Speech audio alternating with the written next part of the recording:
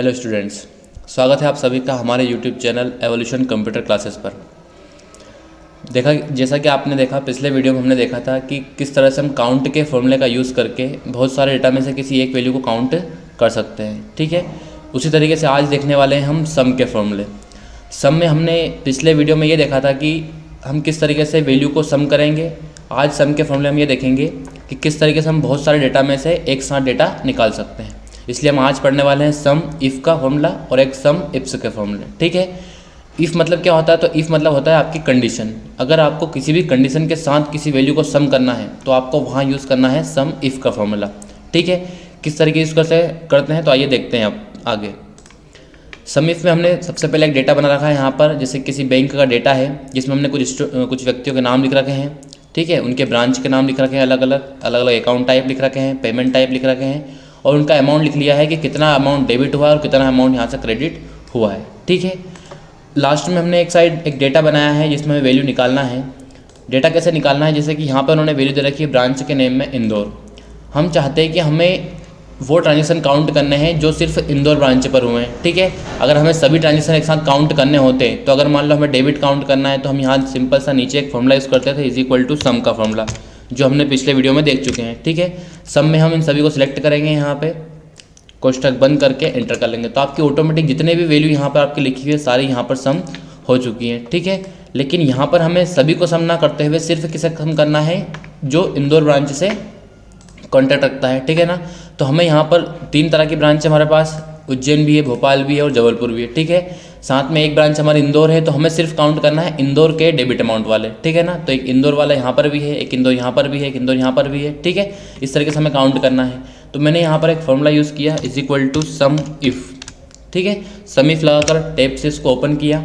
सबसे पहले आपका पूछ रहा है आपसे रेंज। ठीक, तो हमने पिछले वीडियो में काउंट में पढ़ा था कि रेंज और क्राइटेरिया क्या क्या चीज़ होती हैं। यहाँ भी एक बार देख लेते हैं कि जो क्राइटेरिया रहेगा वो तो क्या रहेगा, तो जिसके लिए आप वैल्यू निकाल रहे हो वो आपका रहेगा क्राइटेरिया। ठीक है, किसके लिए निकाल रहे हैं हम? इंदौर, मतलब इंदौर आपका क्राइटेरिया हो जाएगा। रेंज क्या रहेगा? तो रेंज वो रहेगी वैल्यू जहाँ से आपको ये क्राइटेरिया की वैल्यू निकालनी है। तो कहाँ से निकालनी है हमें? इन सब ब्रांच में से। ठीक है, तो पूरी जो ब्रांच वाला कॉलम रहेगा वो क्या कहलाएगा हमारा यहाँ पर? रेंज। अब यहाँ पर एक नई और ऑप्शन मिला है नया, सम रेंज का। तो सम रेंज क्या रहेगा? तो उसके नाम से स्पष्ट है, सम यानी कि जिस रेंज को हमें सम करना है। तो सम हमें कहाँ से करना है? डेबिट अमाउंट में से। तो जो डेबिट अमाउंट का कॉलम रहेगा वो किसका रहेगा? सम रेंज का। ठीक है, अब हमने यहाँ से सिलेक्ट की सम इफ़ में रेंज। रेंज कहाँ से? तो आपकी जो पूरी ब्रांच वाले कॉलम थे हमने पूरे सिलेक्ट किए हैं, कोमा लगाया। उसके बाद आपसे पूछ रहा है क्राइटेरिया। अब क्राइटेरिया क्या रहेगा? जो आपकी ब्रांच का नेम था वो आपका यहाँ पे क्राइटेरिया रहेगा, लेकिन सेल की साइज छोटे होने के कारण हमारा ब्रांच नेम शो नहीं कर रहा है, तो हम सेल को थोड़ा सा बड़ा करते हैं। ठीक है, यहाँ पे हमने वही = सम इफ़ अप्लाई किया। अब देखते हैं रेंज। तो रेंज हमने यहाँ पे सिलेक्ट की है, ब्रांच नेम, कोमा लगाकर। क्राइटेरिया आपसे पूछ रहा है तो किसके लिए वैल्यू निकाल रहे हैं हम? यहाँ पर इंदौर, तो हमने इंदौर को यहाँ पर सिलेक्ट कर दिया है। फिर हमने कोमा लगाया यहाँ से। फिर हमसे पूछ रहा है सम रेंज। अब सम रेंज में हमें कहाँ से सिलेक्ट करना है? तो हम सिर्फ क्या निकाल रहे हैं? Debit amount. तो हम सिर्फ किसे सिलेक्ट करेंगे यहाँ पर? डेबिट अमाउंट्स को। ठीक है, डेबिट अमाउंट को सिलेक्ट करने के बाद जैसे ही आप कोष्ठक बंद करके एंटर करेंगे तो यहाँ पे आपको एक सम मिलेगा और ये सम सिर्फ उन्हीं नंबर का मिलेगा जो आपके इंदौर ब्रांच से रिलेटेड करते हैं या फिर इंदौर ब्रांच में शामिल हैं। ठीक है, तो एक बार हम चेक करें कि हमने वैल्यू सही निकाली है गलत, तो हम एक बार यहाँ पे मैच करते हैं इंदौर वाले कौन कौन से हैं। तो एक तो आपका ये रहा 300। कंट्रोल के साथ आप बाकी सब लोगों को सिलेक्ट करेंगे। एक और इंदौर कहाँ पर है? तो एक इंदौर यहाँ पर है, ये रहा। फिर एक इंदौर यहाँ पर, ये, फिर ये है। इसके बाद 2 वैल्यू यहाँ पर और दे रखी हैं। तो इस टाइप से देखिए हमने सभी को सिलेक्ट किया और जब आप यहाँ नीचे देखेंगे तो यहाँ लिखा हुआ है, देखिए सम कितना हो रहा है? 11,870 रुपये। और टोटल देखिए यहाँ भी कितना आंसर आया हमारा? 11,870। तो आपकी वैल्यू जो निकली है वो ऑटोमेटिक आपकी यहाँ पे सही वैल्यू है। अगर हम यहाँ पे सिर्फ भोपाल की निकालें तो हम इस ड्रॉप डाउन एरो से सिलेक्ट करेंगे भोपाल को। तो हमने भोपाल किया, देखिए भोपाल में सिर्फ कितना डेबिट अमाउंट हुआ है?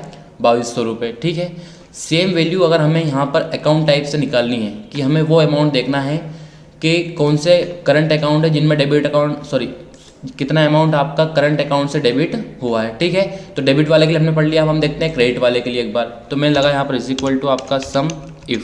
ठीक है, टैब अप्लाई किया।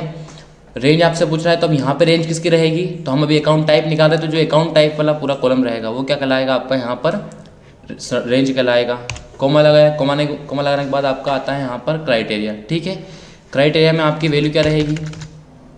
तो क्राइटेरिया में आपकी वैल्यू हो जाएगी यहाँ पर सिंपल सी जो हमने सेलेक्ट की थी यहाँ पर एक वैल्यू, तो आपकी करंट अकाउंट हो जाएगा, ठीक है ना।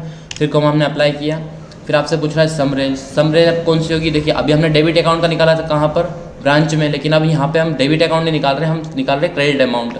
तो क्रेडिट अमाउंट के लिए आपको यहाँ पे जो क्रेडिट अमाउंट वाली रेंज रहेगी वो सिलेक्ट करना है, ठीक है। तो ये आपकी सम रेंज जाएगी। कोष्टक बंद किया और क्या कर दिया आपने, एंटर। तो जैसे आपने एंटर किया तो ये आपकी टोटल वैल्यू आ गई, किसके लिए, करंट अकाउंट के लिए, ठीक है। तो इस तरीके से हम वैल्यू निकाल देंगे यहाँ पर आपकी, ये हो जाएगी आपकी वैल्यू। अगली आपकी रहेगी सेम चेक के लिए। तो चेक ये आपको निकाल के देखना है किस तरीके से आप निकालेंगे, ठीक है। और बाकी अगर आपसे नहीं हो पा रहा है तो आप वीडियो के डिस्क्रिप्शन में जाकर इसकी प्रैक्टिस शीट भी डाउनलोड कर सकते हैं, जिसमें आपको ये पूरी शीट मिल जाएगी। और वहाँ पे अगर आप यहाँ पे क्लिक करेंगे तो आपको ये फॉर्मूला भी अप्लाई होकर मिल जाएगा, किस तरीके से हमने फॉर्मूले को अप्लाई किया है, ठीक है। अब अगला फॉर्मूला आता है सम इफ्स का, ठीक है। अब हम पढ़ेंगे सम इफ्स।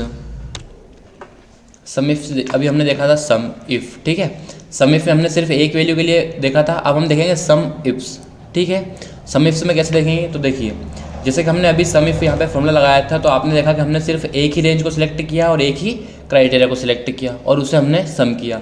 लेकिन अगर हमसे कोई ये बोल दे कि आपको भोपाल के अकाउंट्स की वैल्यू काउंट करना है, ठीक है, लेकिन कौन से अकाउंट की, तो सिर्फ करंट अकाउंट की वैल्यू काउंट करना है। तो अगर हमारे पास अब दो क्राइटेरिया हो गई तो दो ही रेंज होगी हमारे पास, एक ब्रांच नेम वाली और एक अकाउंट टाइप वाली, ठीक है। तो हमें क्या करना पड़ेगा, अब सिर्फ सम इफ नहीं लगाना है, आपको लगाना है सम इफ्स का फॉर्मूला, ठीक है। तो हमने यहाँ पे अप्लाई किया is equal to SUMIFS, ठीक है। अगला आपका यहाँ पे रहेगा, यहाँ पे पूछेगा आपसे सम रेंज। अब देखिए हमारे पास दो रेंज रहेगी, नॉर्मल रेंज दो रहेगी और नॉर्मल क्राइटेरिया भी कितने रहेंगे, दो रहेंगे।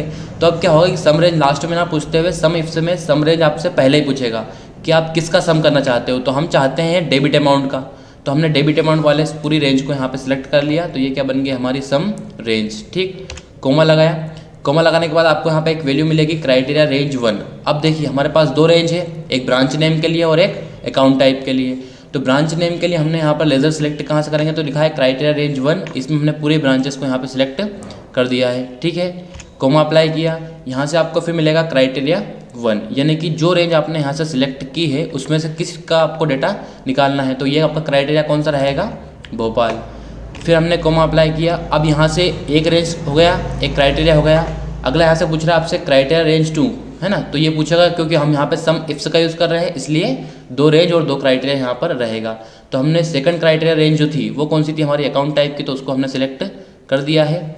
कोमा लगाकर यहाँ से हमने क्राइटेरिया 2 को भी सिलेक्ट कर दिया। अब क्राइटेरिया 2 इसमें से किसका निकालना है हमें, करंट अकाउंट। तो हम यहाँ से करंट अकाउंट को अप्लाई कर देंगे और जैसे ही कोष्टक बंद करके यहाँ पर इंटर करेंगे तो आपको वैल्यू मिलेगी यहाँ पर 650, ठीक है। थोड़ा सा हम इसको बोल्ड कर देते हैं।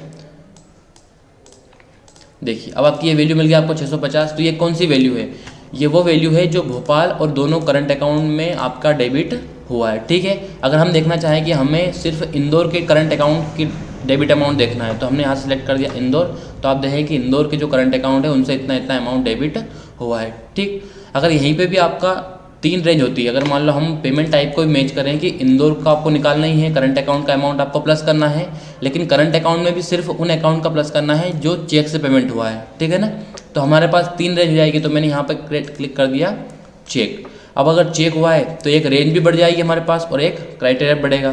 तो इसी फॉर्मूले में आप क्या करेंगे, लास्ट में जाकर एक रेंज और बढ़ा दें, जैसे कि मैंने रेंज यहाँ पे अप्लाई कर दी पेमेंट टाइप की, ठीक है। कोमा लगा कर क्राइटेरिया क्या बढ़ा दिया इसमें, चेक। क्योंकि आपको जितनी आप रेंज बढ़ाते जाओगे, यहाँ से आपसे बोल रहा है कि रेंज 3 फिर रेंज 4, वैसे आगे बढ़ाते जाओगे रेंज 5 रेंज 6 यहाँ पे आपको मिलती रहेंगी।